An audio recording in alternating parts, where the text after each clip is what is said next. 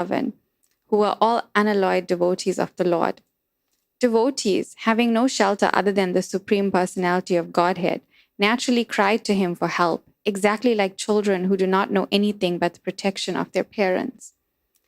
The demigod Varuṇa received Lord Krishna and Balaram with great respect and said, "My dear Lord, actually at this very moment, because of your presence, my life as the demigod Varuṇa has become successful. Although I am the proprietor of all the treasures in the water, I know that such possessions do not make for a successful life.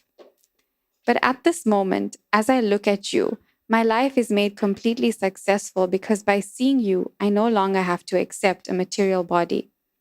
Therefore, O Lord, Supreme Personality of Godhead, Supreme Brahman, and Supersoul of everything, let me offer my respectful obeisances unto you. You are the Supreme Transcendental Personality. There is no possibility of imposing the influence of material nature upon you. I am very sorry that my foolish man, by not knowing what to do or what not to do, has mistakenly arrested your father, Nanda Mahārāja. So I beg your pardon for the offense of my servant. I think that it was your plan to show me your mercy by your personal presence here. My dear Lord Krishna, Govinda, be merciful upon me. Here is your father. You can take him back immediately." In this way, Lord Krishna, the Supreme Personality of Godhead, rescued his father and presented him before his friends, bringing them great jubilation. Nanda Mahārāja was surprised that although the demigod was so opulent, he offered such respect to Krishna. That was very astonishing to Nanda, and he began to describe the incident to his friends and relatives with great wonder.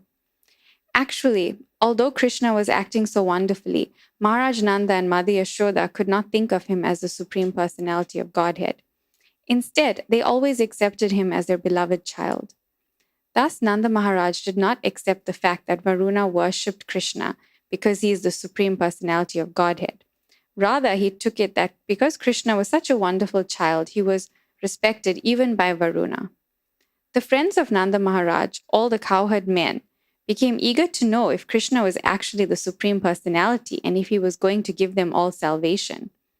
When they were all thus consulting among themselves, Krishna understood their minds, and in order to assure them of their destiny in the spiritual kingdom, he showed them the spiritual sky.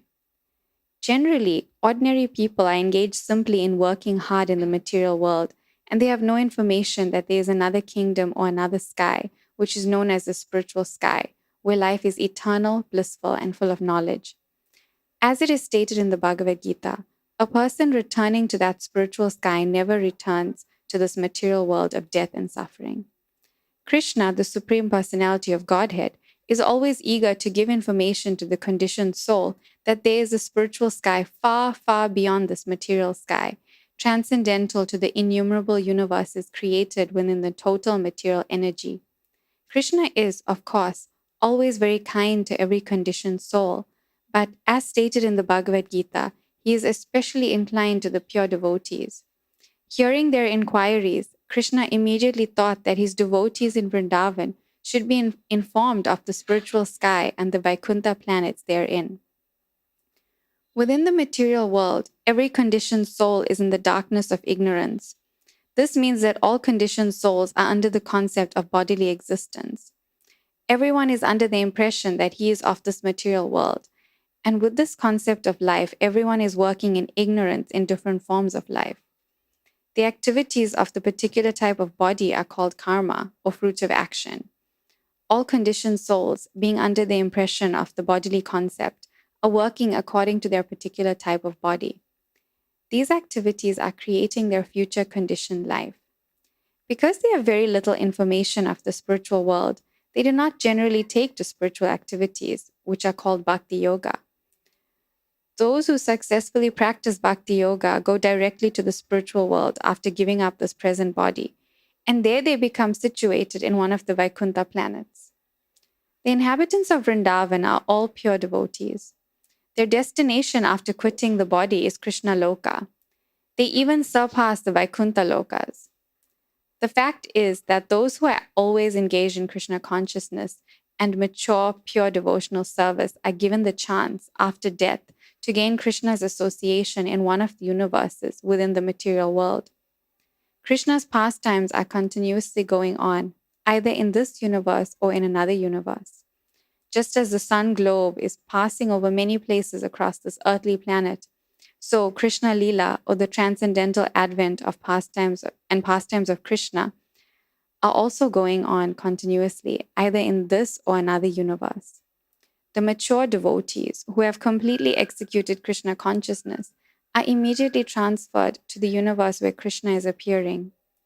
In that universe, the devotees get their first opportunity to associate with Krishna personally and directly. The training goes on, as we see in the Vrindavan Leela of Krishna within this planet. Krishna therefore revealed the actual features of the Vaikuntha planets so that the inhabitants of Vrindavan could know their destination. Thus, Krishna showed them the eternal, ever-existing spiritual sky, which is unlimited and full of knowledge. Within this material world, there are different grades or forms, and according to the grade, knowledge is proportionately manifested. For example, the knowledge in the body of a child is not as perfect as the knowledge in the body of an adult man. Everywhere there are different grades of living entities, in aquatic animals, in the plants and trees, in the reptiles and insects, in birds and beasts, and in the civilized and uncivilized human forms of life. Above the human form of life, there are demigods. Charnas and Siddhas are up to Brahma Loka, where Lord Brahma lives. And among these demigods, there are always different grades of knowledge. But past this material world, in the spiritual sky, everyone is in full knowledge, and therefore all the living entities there are engaged in devotional service to the Lord, either in the Vaikuntha planets or in Krishna Loka. As it is confirmed in the Bhagavad Gita, full knowledge means knowing Krishna to be the Supreme Personality of Godhead. In the Vedas and the Bhagavad Gita, it is also stated that in the Brahma Jyotir, or spiritual sky, there is no need of sunlight, moonlight, or electricity. All the planets there are self-illuminating, and all of them are eternally situated. There is no question of creation and annihilation in the Brahma Jyotir, or spiritual sky. The Bhagavad Gita also confirms that beyond the material sky, there is another, eternal spiritual sky, where everything is eternally existing. Direct knowledge of the spiritual sky can be had only by great sages and saintly persons who have already surpassed the influence of the three material modes of nature by engaging in devotional service, or Krishna consciousness. Unless one is constantly situated on that transcendental platform, it is not possible to understand the spiritual nature. Therefore, it is recommended that one should take to Bhakti Yoga and keep himself engaged 24 hours a day in Krishna consciousness, which places one beyond the reach of the modes of material nature. One in Krishna consciousness can easily understand the nature of the spiritual sky and Vaikuntha Loka. The inhabitants of Vrindavan, being always engaged in Krishna consciousness, could therefore very easily understand the transcendental nature of the Vaikuntha Lokas. Thus, Krishna led all the cowherd men, headed by Nanda Mahārāja, to the lake where Akrura would later be shown the Vaikuntha planetary system. They took their bath immediately and saw the real nature of the Vaikuntha Lokas. After seeing the spiritual sky and the Vaikuntha Lokas, all the men, headed by Nanda Mahārāja, felt wonderfully blissful, and upon coming out of the lake, they saw Krishna, who was being worshipped with excellent prayers. Thus ends the Bhaktivedanta purport of the 28th chapter of Krishna, releasing Nanda Mahārāja from the clutches of Varuṇa.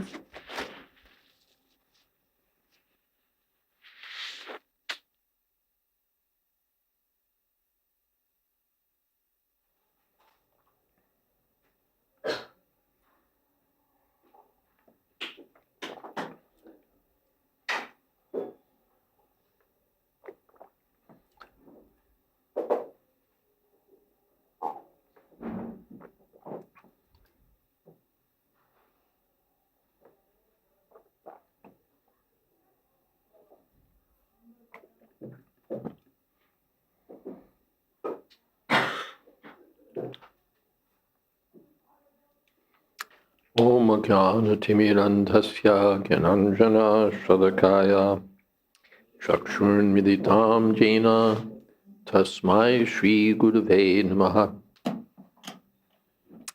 Shri Chaitanya Manobhistam Sthapitam Jena Bhutale Swayam Rupakada Mahyam Tadhati Shapadantikam Vandehang Shri Guru Shri Jatapadakamalang Shri Gurun Vaishnavamscha Shri Rupam Shagrajatam Sahagana Raghunathan Vitam Stam Sajivam Sadvaitam Savadhutam Parijana Saitam Krishna Chaitanya Devam Sri Radha Krishna Padan Sahagana Lalita Sri Vishakhan Vitamscha Hey Krishna Karuna Sindho Deenabandho Jagatpate Gopesha Gopika Kanta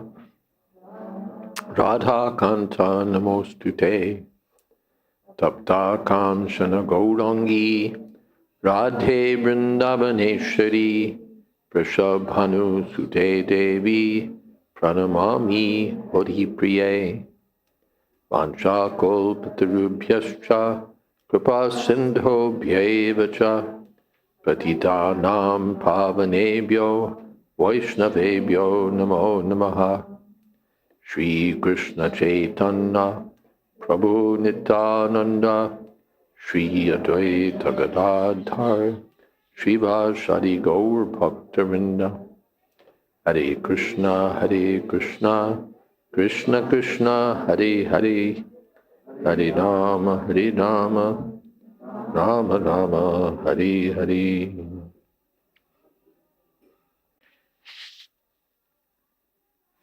Ekadasi comes and Nanda Mahārāja fasts for the day and then wants to take an auspicious bath in the Jamuna the next morning. But he's a little too early, so he gets arrested by the servants of Varuṇa and taken away to Varuṇa's place. And Krishna and Balaram could understand what had happened, so they went down there to retrieve him. The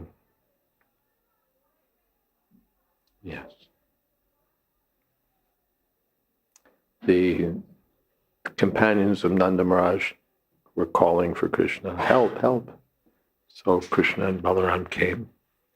And it's best that their devotees are just like children. When there's a problem, they call for Krishna spontaneously.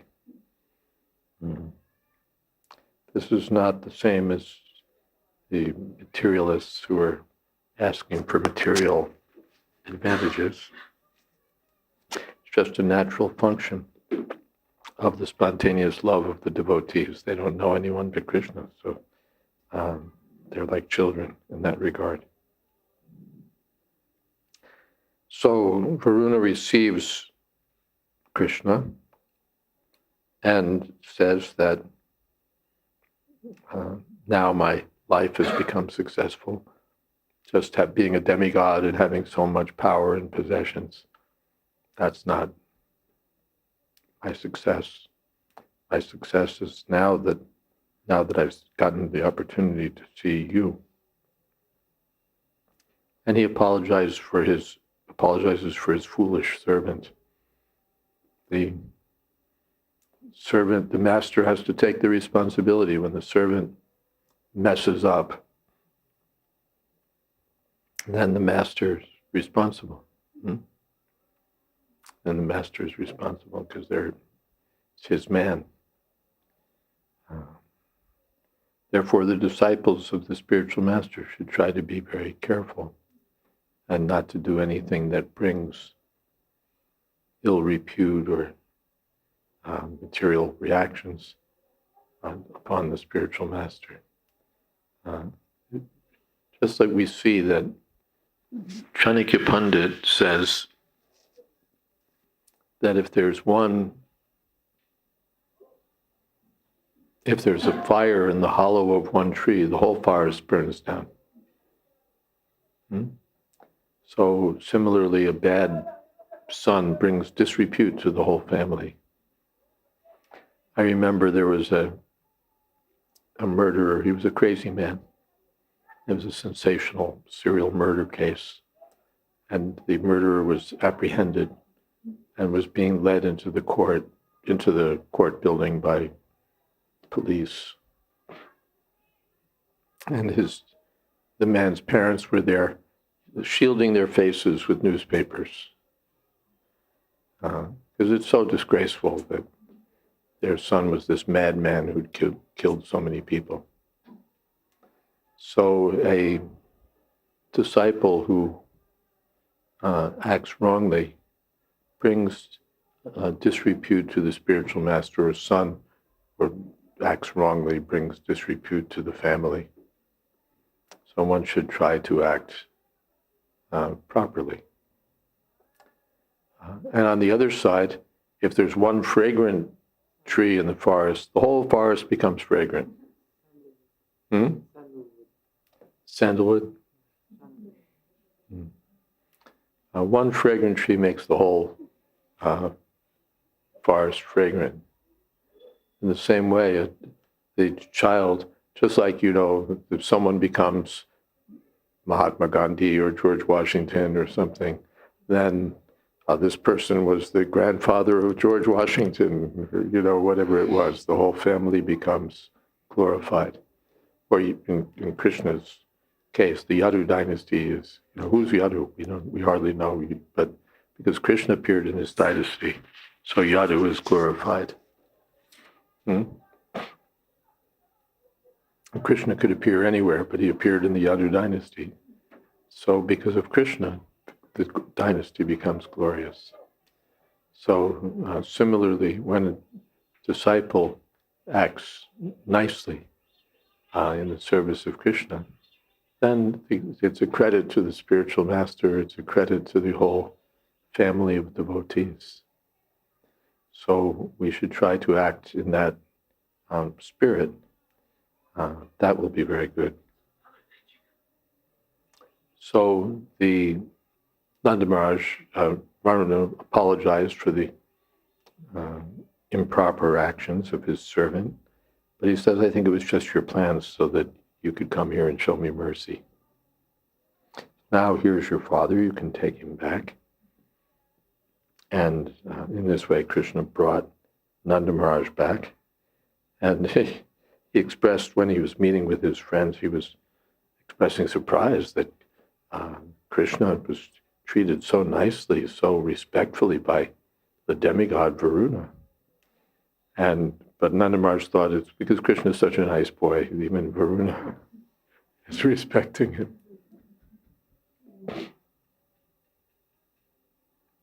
Because Krishna is such a nice boy.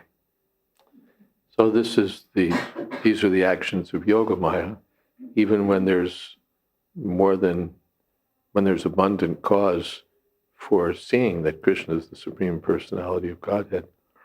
The devotees should just think, well, maybe he's a demigod, or he's such a nice boy. Or even if they think that he's the Supreme Personality of Godhead, that doesn't last very long. Because it would get in the way of their loving relationship.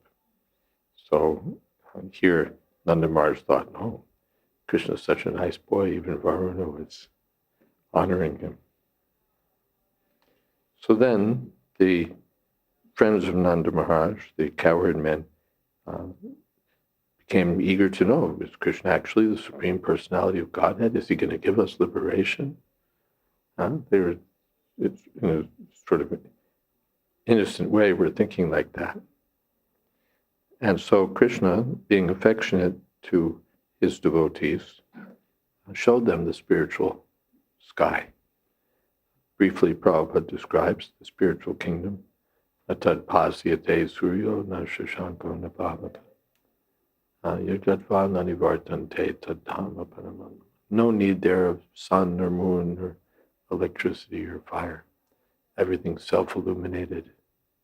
And when one goes there, one never has to come back. Life is eternal, blissful, full of knowledge. So that's the spiritual kingdom. Prabhupada said generally ordinary people are just working hard in the material world and they have no information of the spiritual sky. But here we get that information. And Prabhupada said, in fact, Krishna is always eager to give information about the spiritual sky to the conditioned souls. So Krishna thought, well, the Vrindavan devotees should certainly know about this. And so he showed them the spiritual sky with the Vaikuntha planets, everything. And they could see. By Bhakti Yoga, Prabhupada explains, one becomes eligible to return to that spiritual sky after leaving this material body. So as pure devotees, the Brajbasis were all meant to attain that spiritual world after leaving this world. They were meant to attain Krishna Loka, which is higher than all the Vaikuntha planets. And Prabhupada gives some insight on what happens when a person attains perfection in Krishna consciousness. Then in the next life, he's born where Krishna is appearing. Because Krishna's pastimes are like the movements of the sun. Now it's 5:30 here. So the next time zone over, it's 6:30 or 7 o'clock. Next time zone over, 8 o'clock. And then someplace it's 5:30. When it's 6:30 here, it'll be 5:30. And the next time zone over, we're 5 o'clock, because India's weird.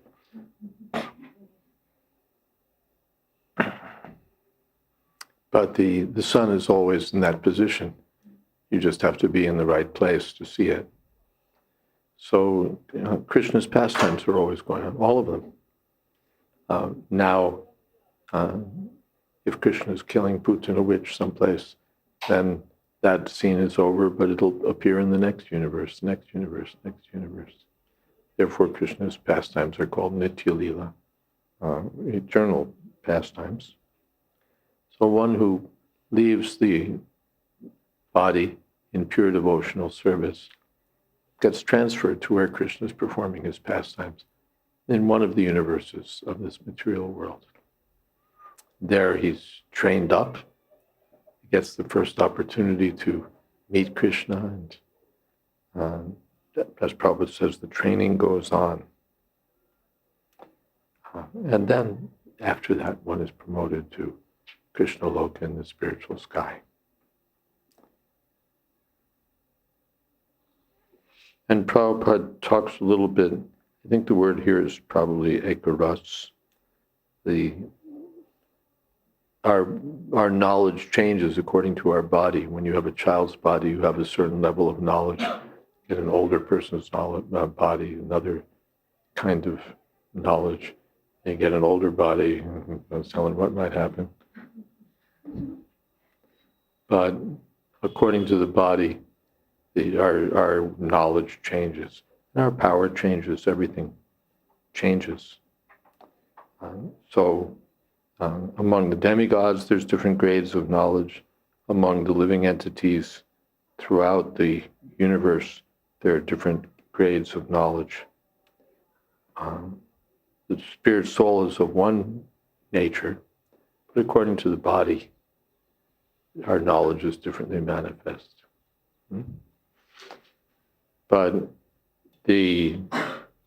Krishna is of one standard.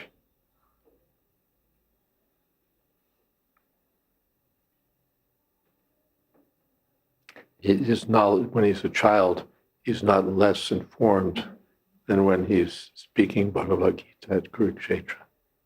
Because his body is transcendental. He's not subject to the limitations that afflict us. And Prabhupada, it's nice, I think this may be more than directly given in the Bhagavatam. Prabhupada explains the nature of the material world, the nature of the spiritual sky.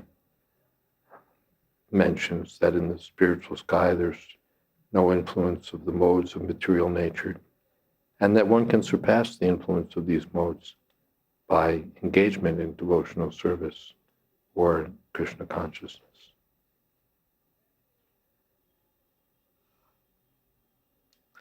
So the Brajbasis are always engaged in Krishna consciousness, so Prabhupada said they could very easily understand the nature of the Vaikuntha Lokas.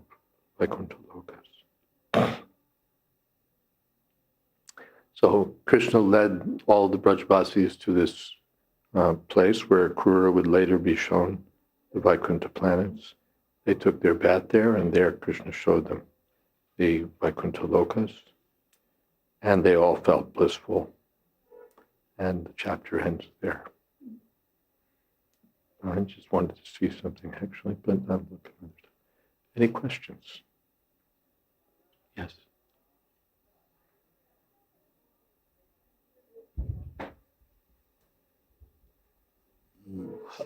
Yeah, Hare Krishna Maharaj. Maharaj, my question is related to, as we can read, by performing devotional service, we can surpass the three mode of nature. So, in our Krishna conscious life, like when we feel bliss in kirtan or making bhoga, or coming from arti or listening to Krishna Leela, so this we can say like we are surpassing three mode of nature, like Yeah. the pleasure, the bliss that we get during. Yeah, people are busy working hard and trying to enjoy. They're listening to mundane music. They're in some club or watching television. They're deeply immersed in the modes of material nature. But the devotees are engaged with Krishna, Krishna's holy name, Krishna's service, Krishna's message. So therefore, they're on the platform beyond the three modes of nature. Mam chiyo vyavacharena bhakti yogena sevate. Sagunan samiti jaitam brahmabhuyaya kalpate. But one should stay engaged in Krishna consciousness. That's the only thing. Otherwise, we come to the temple, we sing, we dance, and then we go do some nonsense. And that's not very good. We should try to arrange our lives in such a way that we're always busily engaged in devotional service. Then we stay on the spiritual platform. Is that okay?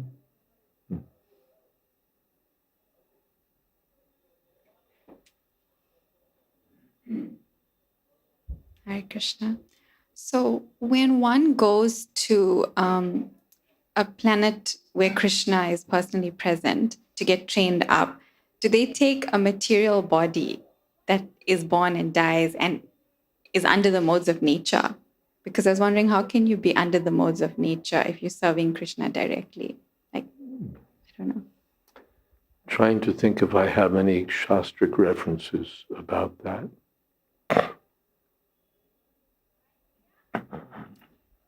Otherwise, I just have to go on my common sense understanding.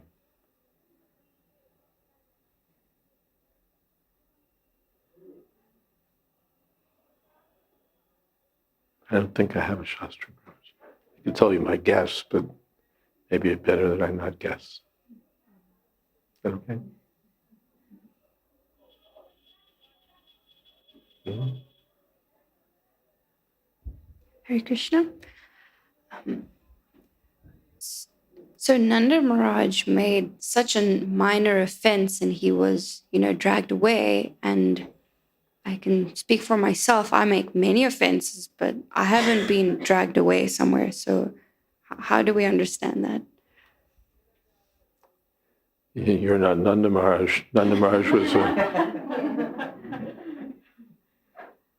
he was a good catch.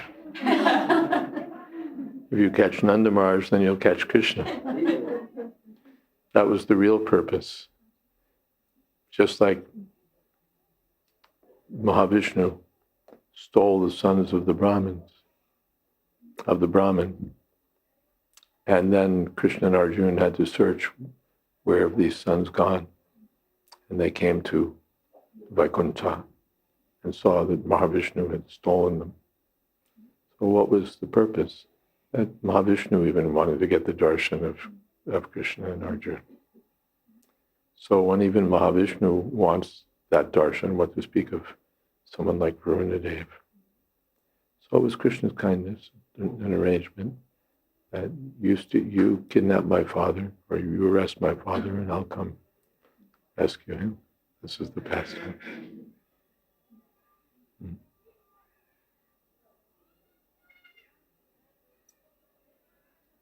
Hare Krishna.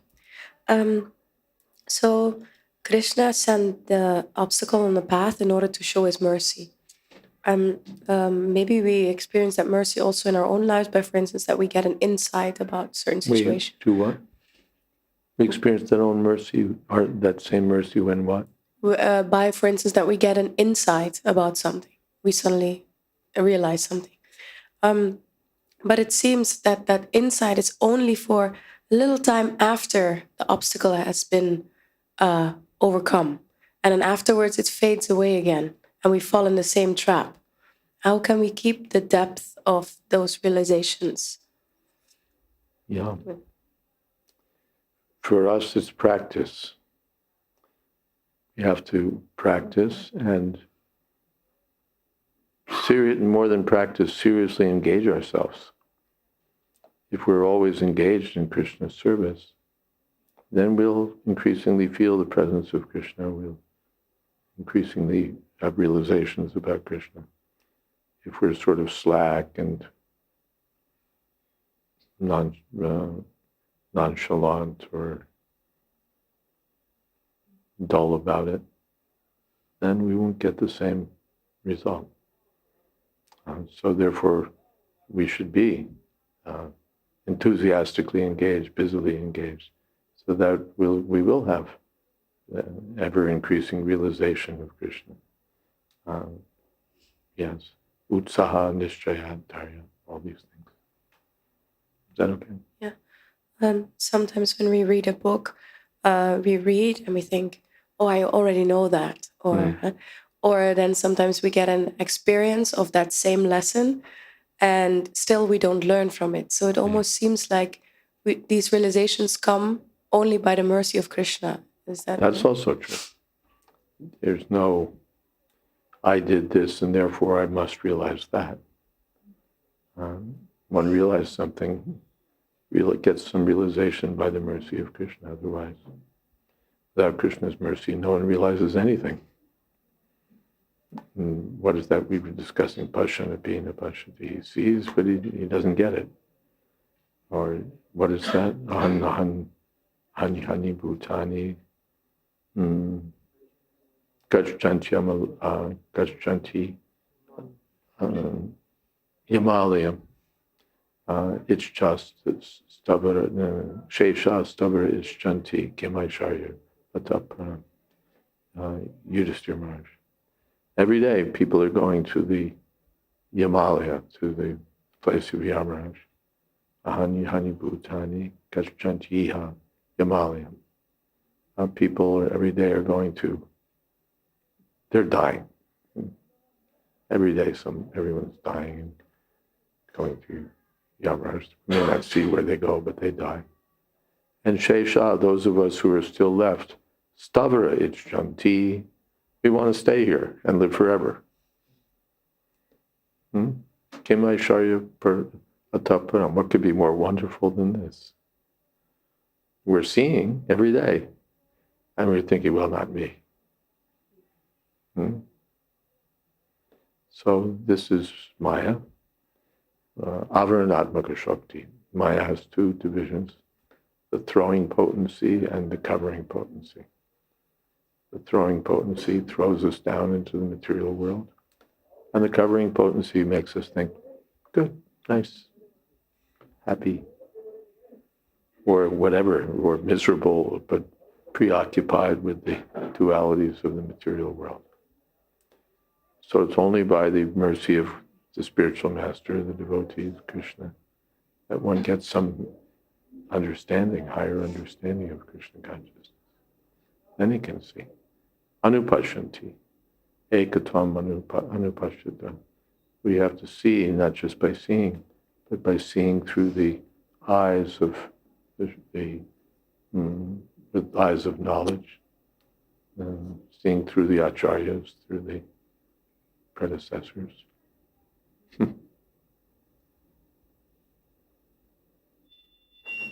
There's some quote, it is a cliche by now. If I've been able to see more than other men, it's because I've stood on the shoulders of giants. Newton, I think. Some famous scientific statement, I'm able to know what I know because of the progress of previous scientists. But they don't know very much. But the enlightened souls, or the devotees, they can see Vaikuntha. They can see the absolute truth. The scientists generally only see relativity. They see the dualities of this material world. They see what they can measure. But the devotees can see the absolute by seeing through the predecessor acharyas. Something else?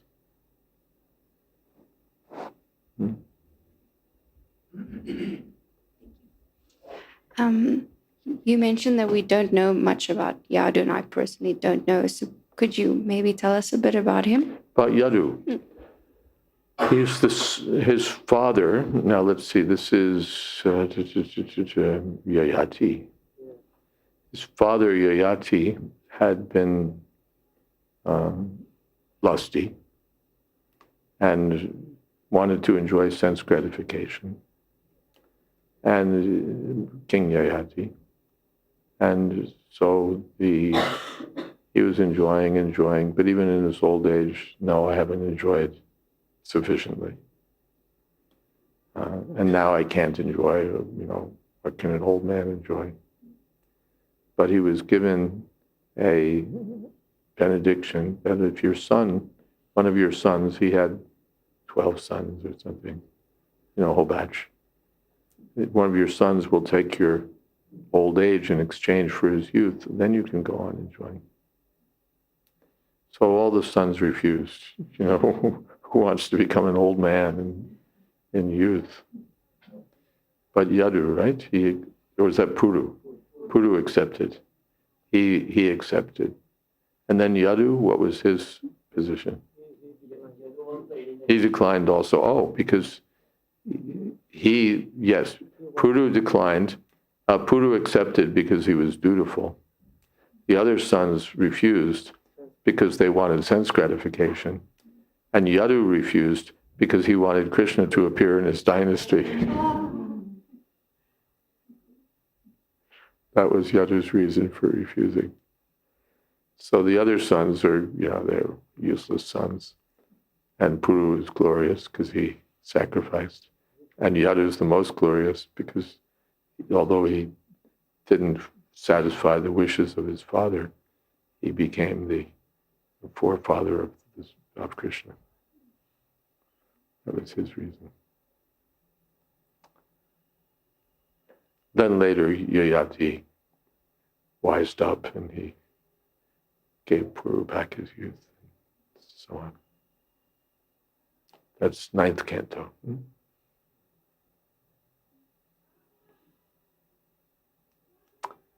Something else? Mm-hmm.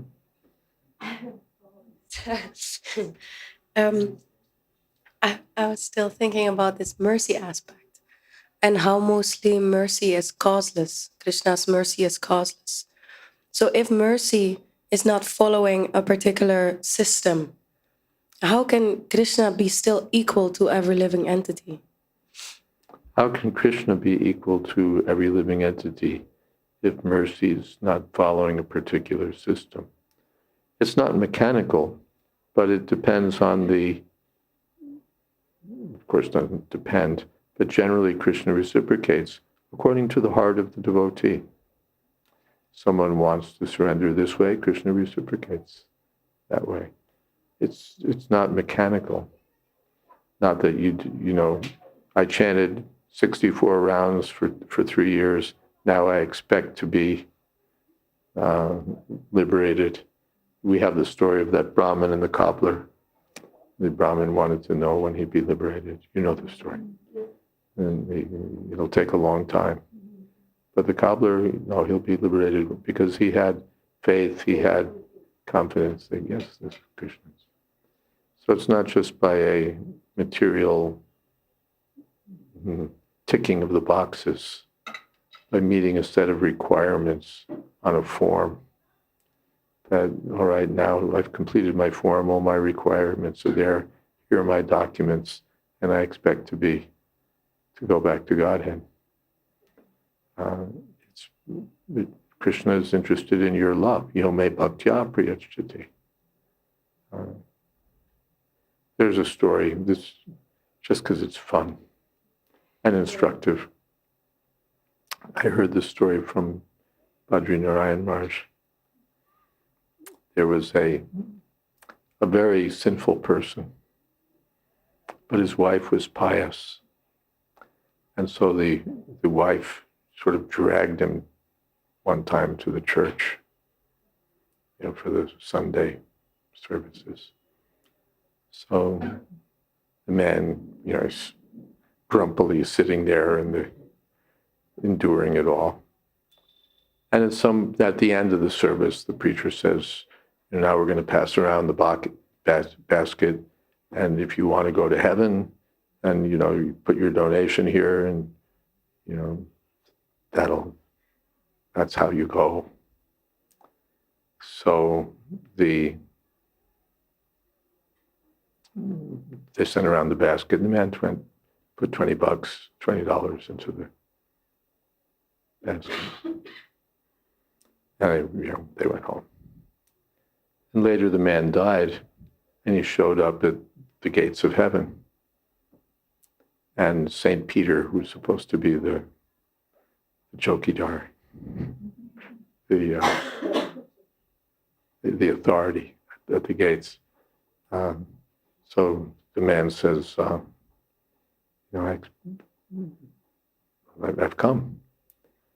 And so Peter looks him up in the book, sees all of his sinful activities, and says, you're not fit to enter heaven. You look at your life; it's been all sinful activities. So the man said, well, the priest is your representative, right? And he said, if I put $20 you give a donation, I'll go to heaven. So, just like we were reading, the master's responsible for the servant. So he that's what he told me, and I expect you to honor his word. And Peter said, forget it. So then the man said, you speak to your boss. I expect you should be honorable, expects to be admitted to heaven. So God slowly reached into his pocket, pulled out a $20 bill, and said, give him back his $20 and tell him to go to hell.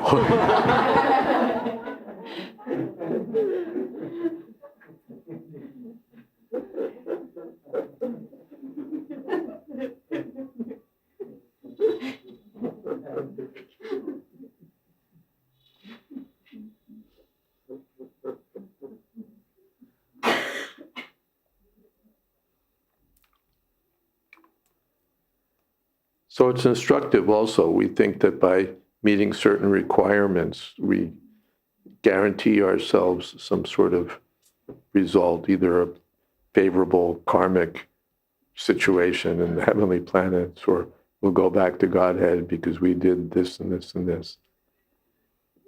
But finally, everything is dependent on the mercy of Krishna. It's not by some pious activities one can go back to Godhead. But it's really by developing one's love for Krishna. That's what the spiritual world is. It's the world where everyone loves Krishna. So we want to develop that love, that eagerness to serve Krishna. That's the only real qualification, not just ticking the boxes. And certainly not, I gave this much money and I expect to go.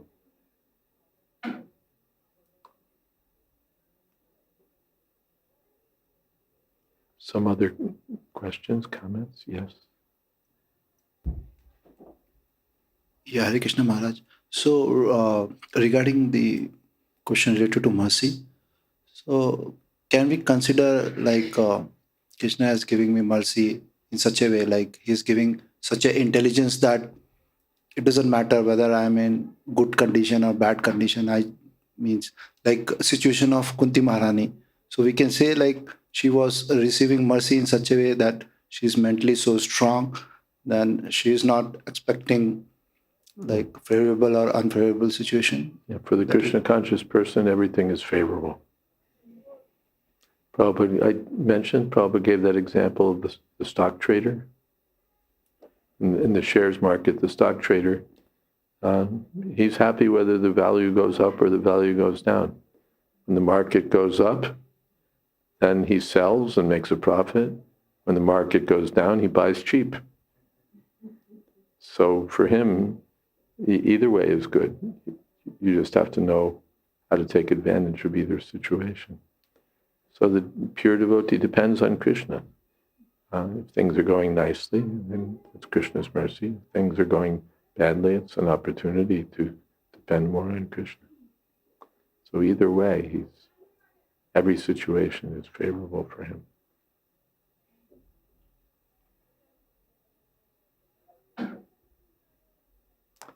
Something else? Krishna, Krishna, Krishna, Krishna.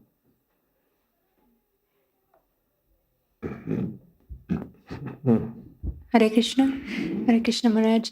You mentioned that the disciple should behave in a manner that doesn't cause too much trouble to the spiritual master. Well, but ideally, he should behave in such a way that he's a credit to the spiritual master. Just like our Srila Prabhupada, how Srila Bhaktisiddhanta Saraswati Thakur was glorified by the activities of his disciple, Srila Prabhupada. But we may not be on Srila Prabhupada's level, we're not, but if we contribute something, if we do what we're supposed to do and we make some contribution, then we're a credit. Then we're a credit to the spiritual master. Otherwise, we become a burden to the spiritual master. We didn't follow the principles, adopted some crazy ideas, this, that, was irresponsible, didn't follow his duties. So we should try to be a credit. That will be nice. That incident is there with Giriraj Maharaj. Maybe some of you have heard when he was, of course, the temple president of ISKCON Juhu back in the days when that fight was going on, and that Mr. Nair was trying to cheat and take back the property and cheat the devotees. And on one occasion, and the devotees are, opposing him very effectively. He wasn't expecting them to come back so strongly, but under Prabhupada's direction, they were fighting him. So at one point, he asked Giriraj Maharaj to come for some meeting concerning the property. And the man said, "I'll send my car." And Giriraj Maharaj said, "You don't have to send, I'll just come." "No, I'll send my car for you." So he sent his car, or maybe he came himself. "I'll come in my car." And he arranged that Giriraj Maharaj, there would be like 3 people in the back seat. Giriraj Maharaj would be in the middle, and I don't know who was on one side, but on the other side there was this woman who was a prostitute. And so he's a brahmachari, and she's sitting next to him. And at some point she puts her hand on his leg, and it's like, where's this going? And he was a young man, he's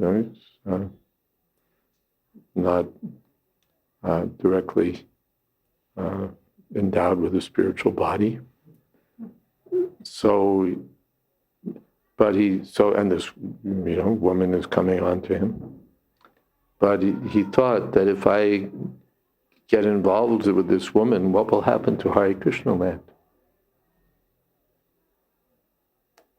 What will happen to Hare Krishna land? What will happen to Prabhupada's desire?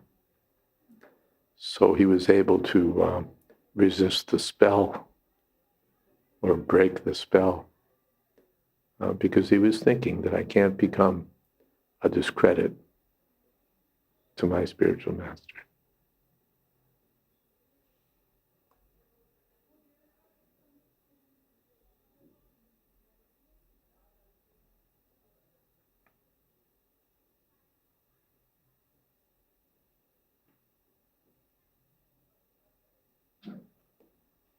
Something else?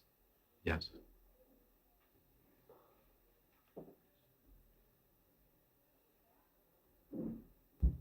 Hare Krishna, Mahārāja.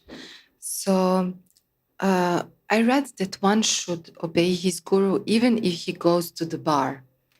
That sentence was very interesting to me. So the devotee should never see the human nature in his guru. And because if he sees it, then that devotee is considered as fallen. Then that devotee, yeah. So, but on the other way, Bhaktivinoda Thakur said that one should question his guru's instructions in a nice and sweet word, humbly, if those instructions he's not considering good for himself. So how to relate to those two definitely opposite statements in a way that... Well, let's take them separately. That if we have, the spiritual master gives us some instructions, but we're thinking, maybe this isn't very good for me, this is not. So then one can ask the spiritual master in a sweet and humble way. That, you're asking me to do this, but this is my concern. I'll be all alone, or I'll be doing something I'm not very good at, or what about this other service that I'm supposed to do or that I like to do? Whatever it is, we have some question. You're telling me this, but what about that? Or maybe some question about the philosophy. You're telling me this, but I thought that. So one is allowed to ask questions, just like Arjuna, that Vyamishrene Bhavakyena Buddhir Mohayasiva me Tadekam Badam Nishchitya Yena Shreyoham Apniyam. Sometimes you encourage me in karma yoga, sometimes you encourage me in knowledge and detachment. I'm confused. Please tell me one thing. Tadeka Badanishchitya. Tell me one thing definitely, because I'm I'm confused. So he doesn't say, Krishna, in the second chapter you said this, and in the fourth chapter you said that. Gotcha, this is contradictory. But very humble disciple, he's allowed to ask questions, but in a sweet way, in a submissive way, that Guru Maharaj, this is, you asked me to do this, and now you're asking me to do that. Which is, what do you actually want me to do? Or I was thinking I should do this, but if you really want me to do that. So not in a challenging way, not like an upstart, but like a Bruyu Snigdha, submissive disciple. That should be the mood. Not that we can't ask a question, but that we should be humble servants, not thinking that we know more, that we're, who's Guru Maharaj anyway? What does he really know about this stuff? We should take it, always be conscious of our lower position. Even a servant may say, or, an inferior soldier, he says, sir, I know you've told us to do this, but sir, I have a question that it seems like the enemy is located here and here and here. And sir, are you sure you want us to do this, sir? He doesn't say, oh, you knucklehead. You send our troops there, we're all going to be, blasted up the face of the earth. You just don't know what you're doing. Let me tell you how we should do it right. He takes a humble position. Of course, now everybody's a loudmouth and uncouth. But children would be trained to speak to their elders like that. Students would be trained to speak to their teachers like that. Even elder brothers, Hare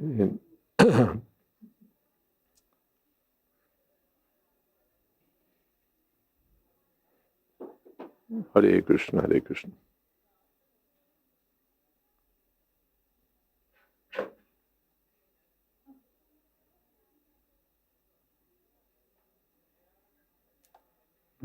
All the fireflies have come out. Okay.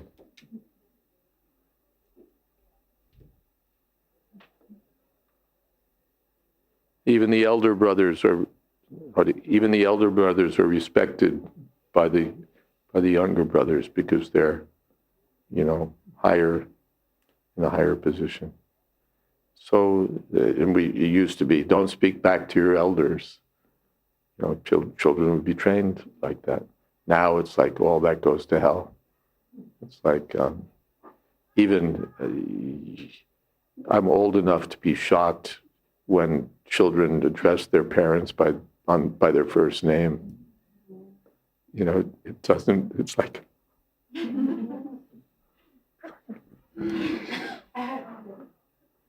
where are you coming from? Where I grew up, you couldn't do that. And in most Indian families till today, you can't do that. So the disciple is conscious that I'm in the lower position. I'm placing myself under the care of the spiritual master. So if I have some question or even some, doubt or misgiving, then I should put it in a sweet way, in a humble way, and be ready to take it, Well, no, this is what I want you to do. All right. And let me accept. So that's Srila Bhaktivinoda Thakur's instruction there. As far as the bar room, it's a Bengali quotation, I think Chaitanya Bhagavat, that even if I see Nityananda Prabhu going into the liquor house, still my faith is there that he's Nityananda Prabhu, he can do these things. Tajiya Sam Nadoshaya, for the powerful, there's no discrepancy. The powerful, there's no discrepancy. Just like your seniors, you can't stay up and watch television until 11 o'clock, but your parents can, because they're senior. Or anything. The Krishna, he can do so many things because he's super powerful. If he dances with gopis, it's fine. Because he's super powerful, he can also lift Govardhan Hill. So Nityananda Prabhu is in that position. And generally the spiritual master is also seen. Not that I find some fault. That's mentioned in Nectar of Instruction. that the supposed faults of the spiritual master should be seen like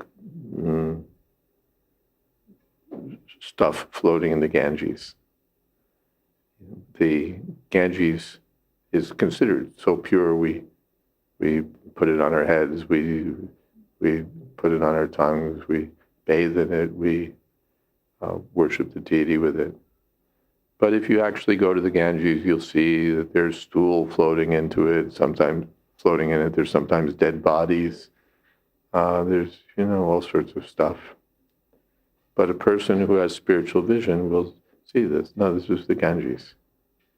And not be disturbed by seeing this, this, or this, or this. So Srila Rupa Goswami says that we may see some bodily imperfections.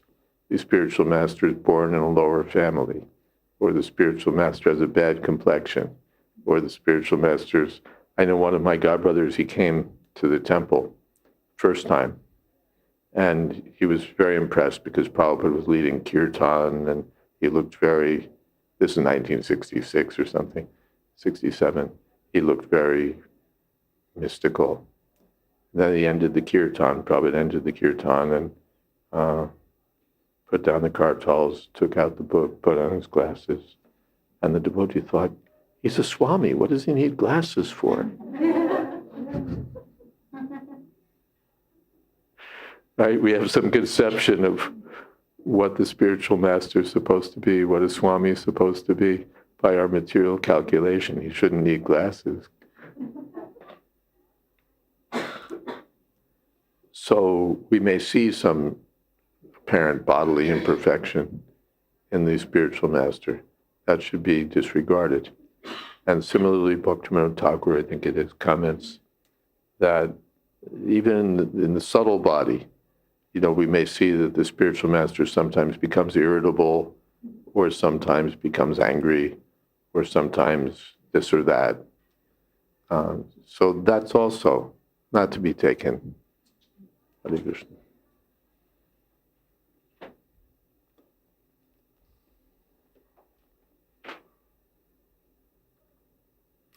That's also not to be taken under serious consideration.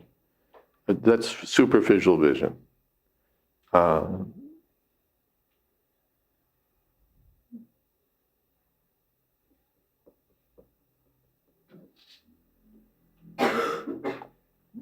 Gurushu Nadamati, Arche Vishnu Shila Adir, Gurushu Nadamati, then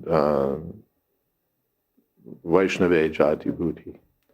The verse is there that this is material vision. This is the vision of a person who has hellish intelligence. What is that? Archa Vishnu Ashilati, that the deity of the Lord in the temple is just a statue. He's just stone. And Gurushu Nadamati, and the spiritual master is just another human being. And Vaishnava Jati Buddhi. And the Vaishnavas, this one's a Kshatriya, and this one's a Shudra, and this one's an American, and this one's an African, and this one's a this, and this one's a that. Seeing in terms of their caste or their country or their, whatever their background. Vaishnava Jati Buddhi. This is all material vision. All material vision. Or to think that the Ganga is ordinary water. It's all material vision. One has to see spiritually. Just like we think, prasadam, those are just some fruits and vegetables. No, it's not just fruits and vegetables. And Prabhupada gave it evidence that you may say it's just an apple, but we see that by taking this apple, people become devotees. It has spiritual potency, Krishna prasadam. So one shouldn't think that these are just ordinary, the Guru is an ordinary man, Vaishnavas are ordinary members of this or that caste. So the spiritual master should be seen with that kind of regard. acharya mam vijaniyan naiva manyeta karyachat. One should see namarcha buddhi shilasya sarveva sarvadeva mayo guru. The spiritual master should be seen as the direct representative of Krishna. Or Krishna says, as my very self. So we may think that we see some flaw. We should leave that aside. That shouldn't be taken very seriously. Only in some rare instance there's something really terrible. That's explained by, there are three quotes. One is from Mahārāja, one is from, two are from elsewhere. The essence of them is all the same. That if the guru becomes sinful, becomes antagonistic toward the Vaishnavas, becomes a non-devotee, loses his sense of what's to be done and not to be done, essentially becomes what Prabhupada would say, a nonsense, then one shouldn't follow him. Otherwise, he goes to hell and you go to hell. Not that all nonsense. No, he's my guru. No. Then the instruction is that we should back off. Even if there's something sinful, then Narhari Sarkar, associate of Chaitanya Mahaprabhu, he says, you wait and see. Because Krishna says, apichet sudaracharo, we can quickly come back to the standard platform by some mistake, what is that, katanchit, by some quirk of fate, done something wrong, but he quickly comes back to the standard. All right, then even Brahma got attracted to his own daughter. But still we haven't rejected Brahma from the Sampradaya. So even if the spiritual master does something, if we see that he comes back to, we should still be a little reluctant that no, let us see. But then if we see no, he's just on and on and on and on, then all right, let me look elsewhere for my spiritual guidance, spiritual connection. Not that because he's sinful, I have to become sinful. He's taking LSD, I should take LSD. Not like that. Is that okay? And that should be a rare thing. That should be a rare thing. Therefore, those who are in the position, we were discussing, any disciple should think that I have to represent my guru. Then what then to speak of those who are leaders, sannyasis, gurus, GBC men, temple presidents, kirtan leaders, kirtan party leaders, anyone, they should think, no, I have to represent my guru.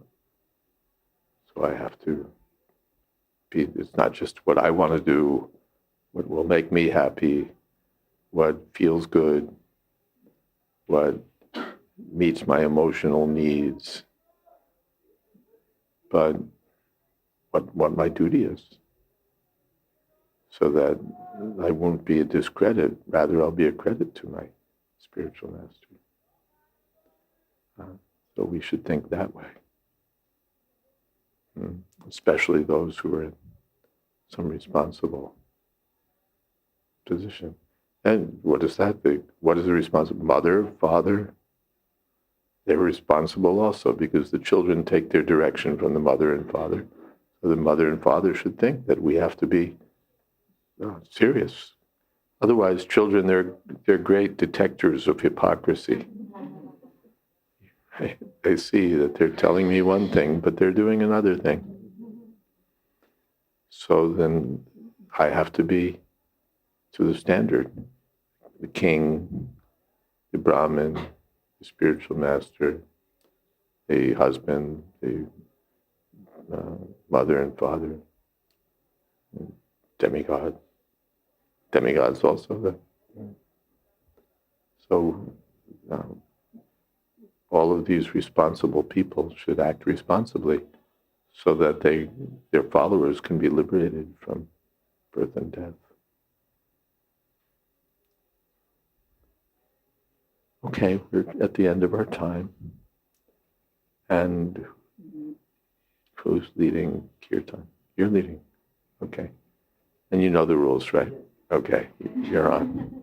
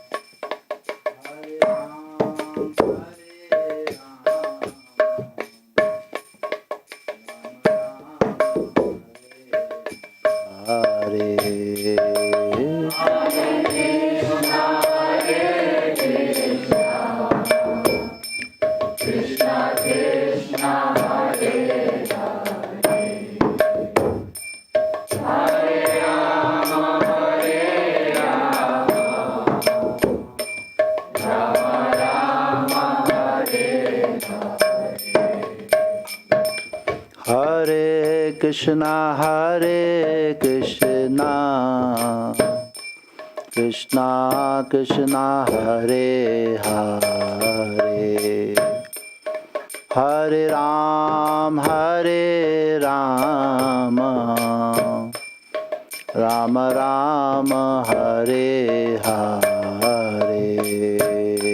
Hare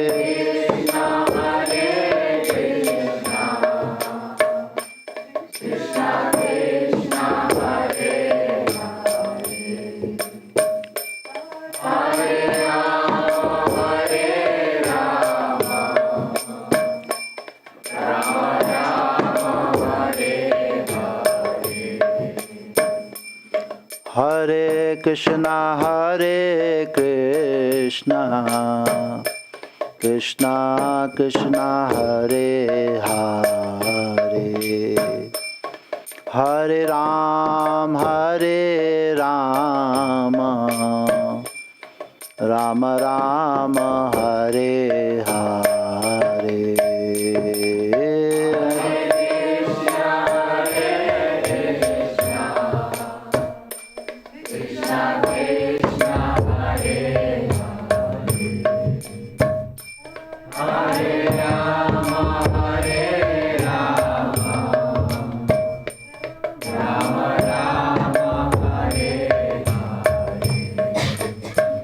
Hare Krishna, Hare Krishna, Krishna Krishna, Hare Hare, Hare Rama, Hare Rama, Rama Rama, Hare Hare, Hare Krishna, Hare Krishna,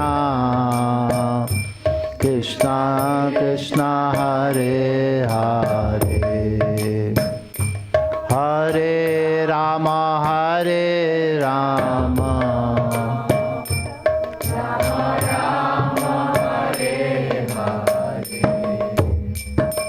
Hare Krishna, Hare Krishna,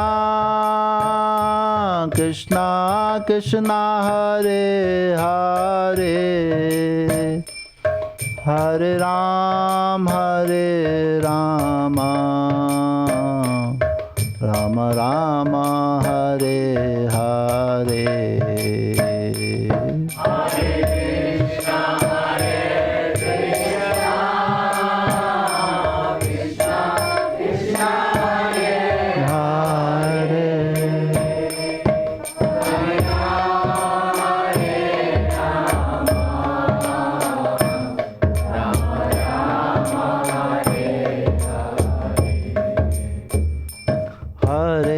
Krishna, Hare Krishna, Krishna Krishna, Hare Hare, Hare Rama, Rama Rama, Hare Hare, Hare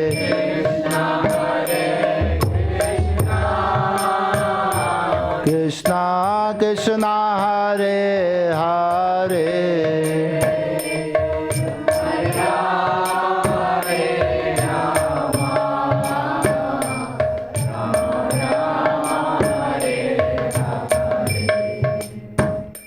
Hare Krishna, Hare Krishna,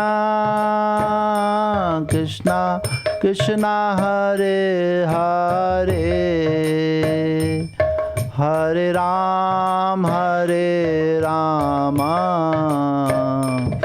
Rama Rama, Hare Hare, Hare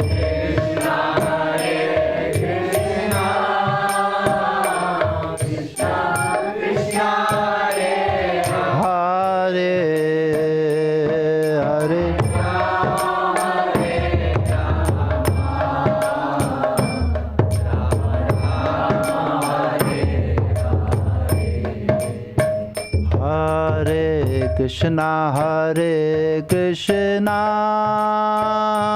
Krishna Krishna, Hare Hare, Hare Rama, Rama Rama, Hare Hare, Hare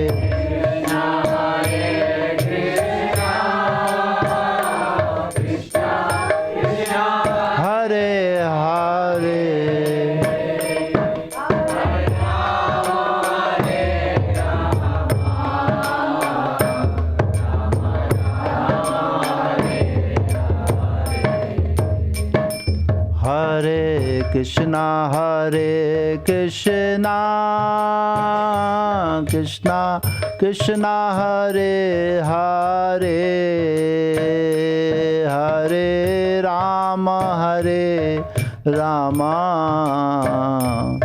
Rama Rama, Hare Hare, Hare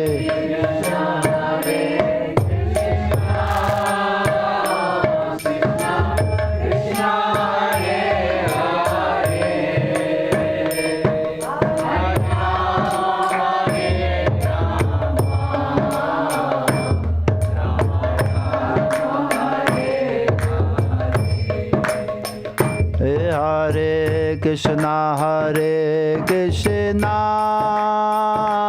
Krishna Krishna, Hare Hare, Hare Rama, Rama Rama, Hare Hare.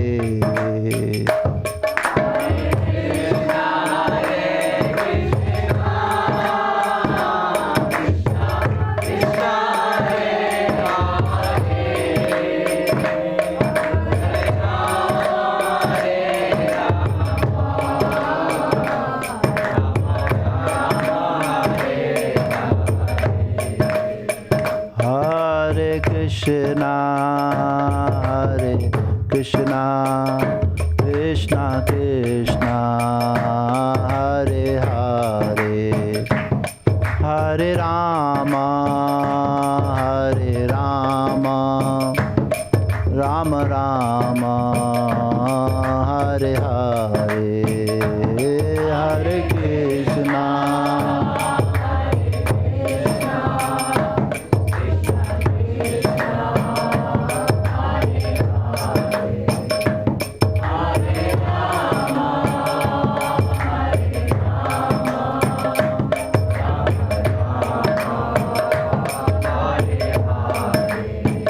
Hare Krishna, Hare Krishna, Krishna Krishna, Hare Hare, Hare Rama, Hare Rama, Rama Rama, Hare Hare.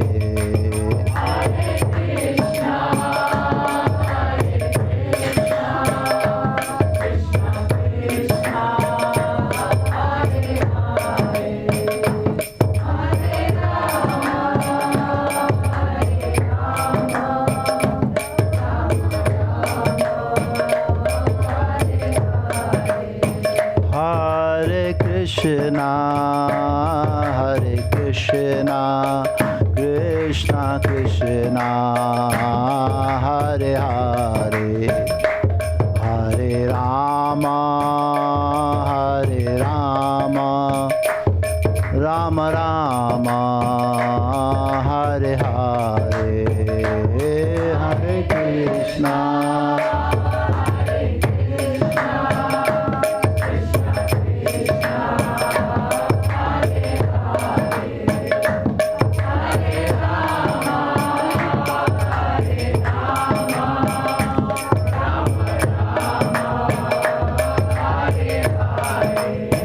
Hare Krishna, Hare Krishna, Krishna Krishna, Hare Hare, Hare Rama, Hare Rama, Rama Rama, Hare Hare.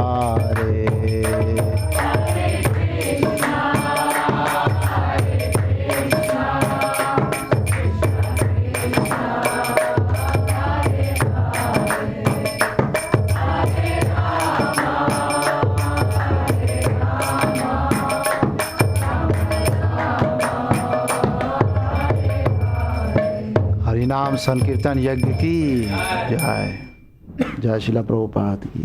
Puraman Suparivrajukacharya Ashto Tulasadashi Shimad A.C. Bhakti Vedanta Swami Maharaj Prabhupada ki Jai, Adanta Koti Vaishnavrinda ki Jai, Namacharya Srila Haridas Thakur ki Jai, Prem Sakaho Shri Krishna Chaitanya Prabhu Nityananda, Shri Advaita Gadadhar Shivasari Gaur Bhaktavrinda ki Jai, Sri Sri Radha Krishna Gopinath Sham Kund Radha Kund Giri Govardhan ki Jai, Vrindavan Dham ki Jai, Navadvip Dham ki Jai, Jagannath Puri ki Jai, Ganga Mai ki Jai, Jamana Mai ki Jai, Tulsi Devi ki Jai, Bhakti Devi ki Jai, Samaveta Bhakta Vrinda ki Jai. All glories to the assembled devotees. All glories to the assembled devotees. All glories to the assembled devotees. Gaur Premanande. Thank you for the nice kirtan. Thank you, Sweet and melodious. Thank you, Maharaj. Thank you all. Hare Krishna.